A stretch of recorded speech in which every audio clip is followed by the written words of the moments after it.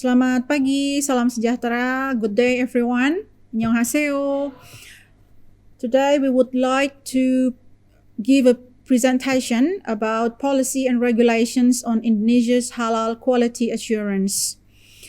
As we all know that President Joko Widodo and Vice President Ma'ruf Amin have initiated a policy to make Indonesia a global hub for the halal industry by 2024.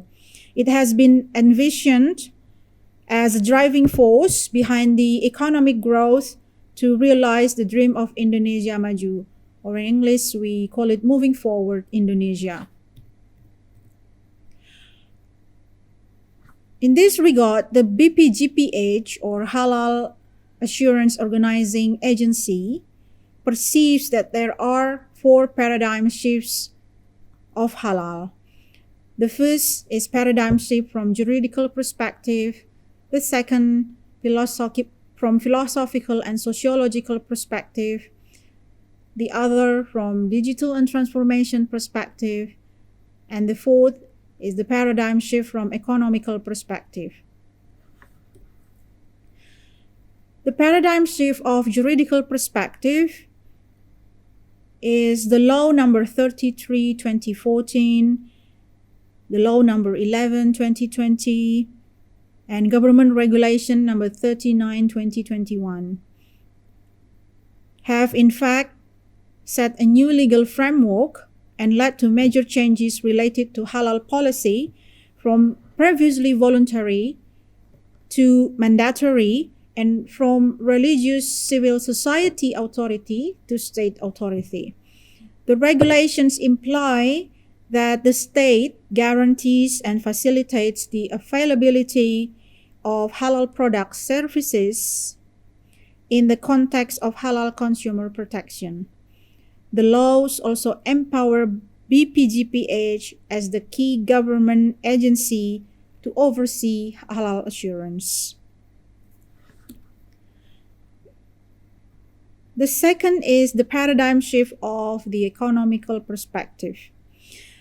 Let us dissect closely the opportunities and challenges of the economic potential of the halal industry.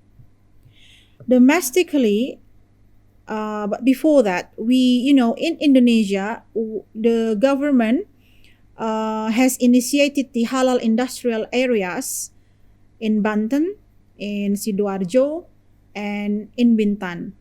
And the government also provides fiscal and non-fiscal incentives. Domestically, halal consumption in 2018-2019 amounted to $220 billion but was slightly down to $184 billion due to the pandemic. It is, however, projected to soar to $330 billion in 2025. The Indonesian Ministry of Industry has estimated the potential value of the halal market and economic activities at $303 billion this year alone. Concurrently, the world's Muslim consumption on halal products stood at $2.02 trillion in 2019, up by 3.2% from 2018. And due to the pandemic, the spendings dropped by approximately 8%. However, Dinar Standard, for example, has estimated the figure will climb by 3.1% to $2.3 trillion in 2024. The third paradigm shift is from the philosophical and sociological perspective. Arguably, halal is not solely about religion or religious compliance. At least BPGPH perceives about halal. We are not merely talking about 237 million Indonesian Muslims, for example, or 87% of the total Indonesian population, or the world's 1.9 billion Muslims, but also other people, believers or non-believers, who are halal conscious consumers or very concerned about matters of halal and a healthy lifestyle. Because halal refers to safety, health, wholesomeness, cleanliness, sustainability, integrity, and animal welfare, which are all the hallmarks of modern civilization and global standards of quality assurance. Moreover, the paradigm shift of the digital transformation perspective. In the era of governance and industry 4.0, halal must intersect with the digital transformation. Interestingly, one of the biggest contributors to the growing demand for global halal products come from Gen Z, or we call it iGen. Around 75%, for example, of the Indonesian population has access to social media, and of almost 80% of them are Gen Z. That signifies that halal must be managed and connected with digital platforms, such as halal QR code, barcodes, and providing sufficient information related to raw materials, halal certificates, certification bodies or agencies, a complete list of halal certified retail and industrial products. Notwithstanding, some may feel halal regulations, Indonesia's halal regulations particularly, discourage the ease of doing business. Some of them have questioned unnecessary, burdensome scrutiny and costly requirements for halal certification and labeling, and they insist that they fall under the definition of technical barriers to trade, or TBT, and violations of the General Agreement on Tariffs and Trade, GATT. International institutions like the World Trade Organization, European Union have expressed such concerns to the BPJPH. However, the Indonesian government has notified the WTO about the adoptions of halal regulations. From the explanation above, that therefore Indonesian halal policy should not merely be seen as TBT, the economic potency of the halal industry, of the halal $1 trillion industry, for example. This should not merely be seen as TBT, but rather a huge opportunity and great potential for an alternative trade value chain, which in turn will contribute to the economic growth and the well-being of the people. One could also argue that halal tariff provisions are relatively small and far below the trade volume, for example, transaction value, profits, and benefits to companies' image and reputation.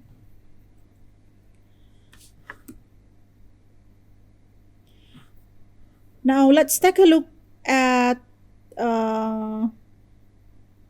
the SGIE, or State of the Global Islamic Economy Report 2022. Indonesia has risen, in fact, to the second place this year in the sector of halal food and beverages, and ranked fourth in the whole sector of Islamic economy system. The State Global Islamic Economy Report 2022 perceives that Indonesia is quite well performed in various aspects. However, there are several sectors that need to be improved.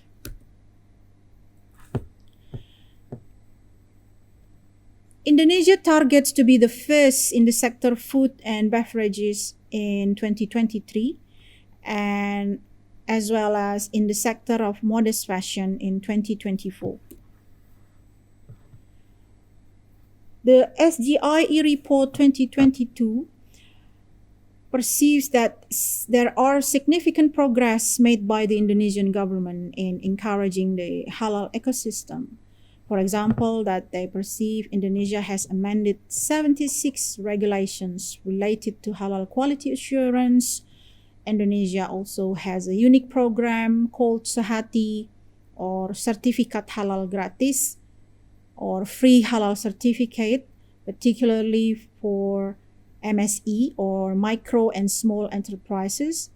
This is extremely helpful for business actors, especially with the economic impact caused by the COVID-19 pandemic. The SGIE report also see that Indonesian government initiated the formation of many new domestic halal certifying agencies. Indonesia is also a pioneer in producing halal vaccine. We produce halal vaccine such vaksin merah putih. Indonesia also develops halal quality assurance cooperation with digital and e-commerce platforms, Decacorn and Unicorn company such as Tokopedia, Blibli, Shopee, Bukalapak, etc. And this one, we would like to show you the halal certification process. This diagram shows that the halal certification process through the mutual recognition agreement, or the MRA. You can see here from the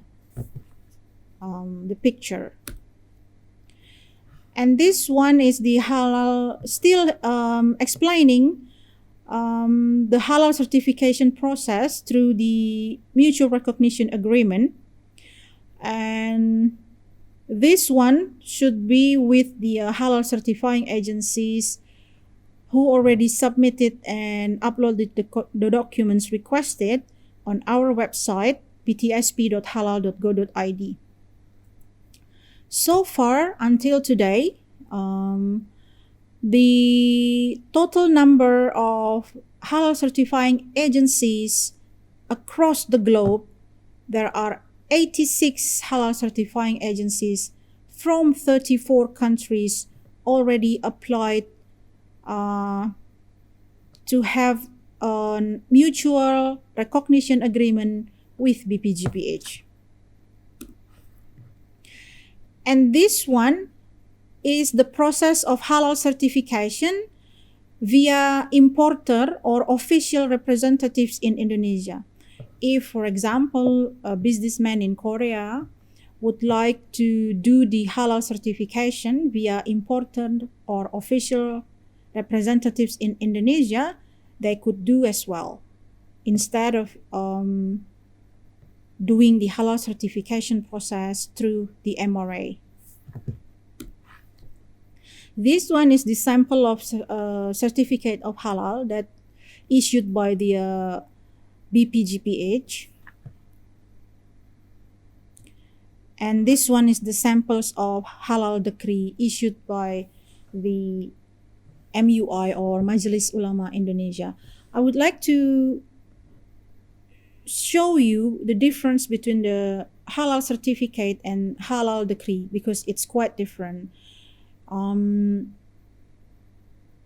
People need to differentiate between the halal certificate and the halal decree, because what we use is halal certificate issued by the BPGPH. You know, the process after it is assessed by the halal certifying agencies in your country, and then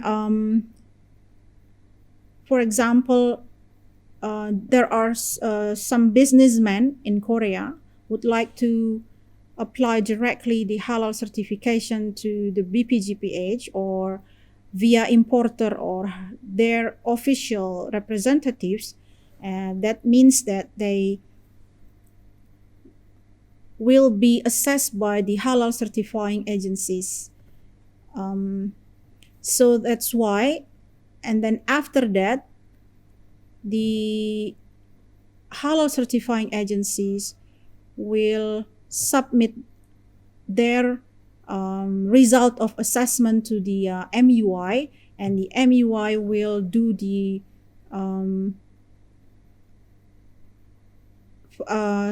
commission of fatwa to issue a halal decree. So that's why it is not a certificate halal.